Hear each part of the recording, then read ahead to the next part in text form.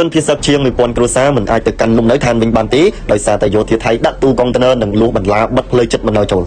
មានប្រជាពលរដ្ឋភៀសសឹកប្រមាណជាង1000គ្រួសារនៅភូមិព្រៃច័ន្ទនិងភូមិជោគជ័យនៃស្រុកអូជ្រៅខេត្តបន្ទាយមានជ័យកំពុងបន្តស្នាក់នៅជំរំសុវត្ថិភាពដោយមិនអាចទៅកាន់លំនៅវិញបានដោយសារតែទាហានឈ្លានពានថៃដាក់ទូកុងតឺន័រនិងបន្លាលួសបិទផ្លូវមិនឲ្យចូលភូមិនិងផ្នែកខ្លះនៃភូមិទាំងពីររងការខូចខាតស្ទើរតែទាំងស្រុងពីការទម្លាក់គ្រាប់បែកនិងការបាញ់ប្រហារកាលពីពេលកន្លងទៅនេះបើតាមការបញ្ជាក់របស់អាជ្ញាធរដែនដីប្រាប់ទីភ្នាក់ងារសារព័ត៌មានកម្ពុជា AKP អំឡុងពេលចុះផ្តិតយកទស្សនវិជ្ជាជនភៀសសឹកនេះនៅមណ្ឌលសុវត្ថិភាពវត្តច័ន្ទស៊ីសាមគ្គីរតនារាមស្ថិតនៅក្នុងឃុំគោកស្រុកអូជ្រៅខេត្តបន្ទាយមានជ័យកាលពីរសៀលថ្ងៃទី4ខែមករាឆ្នាំ2025ក្រសួងមហាផ្ទៃបានដឹងថាគិតពីម៉ោង1រសៀលដល់ម៉ោង6ល្ងាចថ្ងៃទី4ខែមករាឆ្នាំ